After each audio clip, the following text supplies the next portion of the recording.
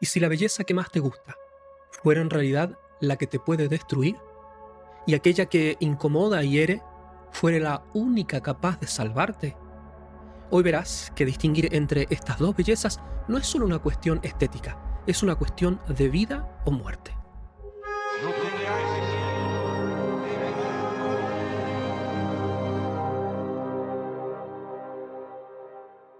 Vivimos en una cultura que reduce la belleza a un simple adorno, algo superficial.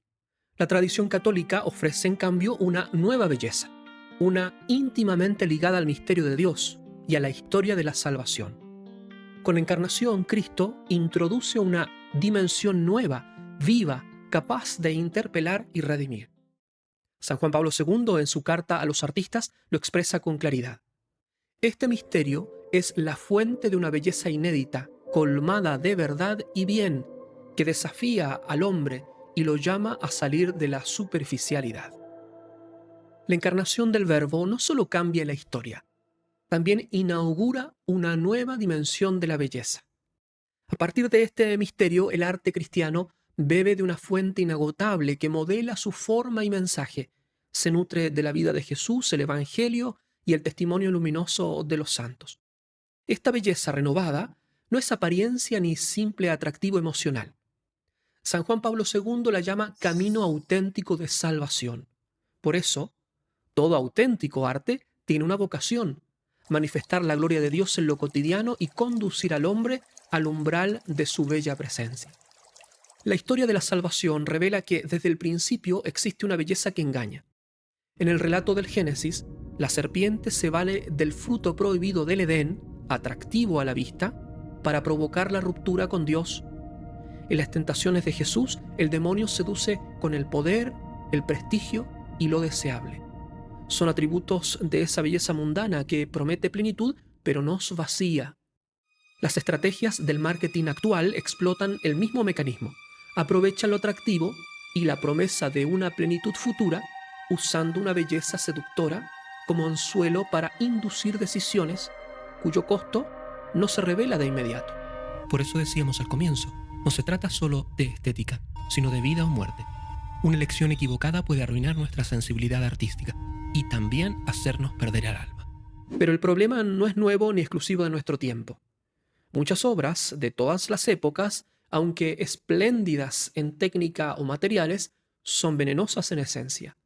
Como aquel fruto antiguo, seducen por fuera, pero corrompen por dentro. Ha desviado la atención de la belleza auténtica. No eleva, encarna el riesgo constante de la fascinación por lo superficial. Y en ese espejismo radica el verdadero peligro: terminar llamando belleza a lo que solo entretiene sin tocar el alma. Frente a esa belleza seductora, Cristo trae una belleza que sacude. El Papa Benedicto XVI, en un encuentro con los artistas en la Capilla Sixtina, explicó magistralmente esta realidad. Una función esencial de la verdadera belleza, que ya puso de relieve Platón, consiste en dar al hombre una saludable sacudida, que lo hace salir de sí mismo, lo arranca de la resignación, del acomodamiento del día a día e incluso lo hace sufrir, como un dardo que lo hiere, pero precisamente de ese modo lo despierta y le vuelve a abrir los ojos del corazón y de la mente, dándole alas e impulsándolo hacia lo alto. Siguiendo esta enseñanza, afirmamos que la belleza auténtica hiere porque desinstala, interroga y redime. En esa herida luminosa, el arte, sobre todo el sagrado, deja de ser mera expresión estética para convertirse en camino de conversión, testigo del misterio y canal de la gloria de Dios en lo cotidiano. Se trata de un proceso exigente de purificación y conversión, tanto espiritual como artística. Quien ha sido tocado por esta belleza debe madurar. No puede permanecer igual, ni en su vida, ni en sus obras, ni en las que elige para acompañarlo. La belleza del arte renovado no halaga los sentidos, ni excita las pasiones, ni adormece la conciencia.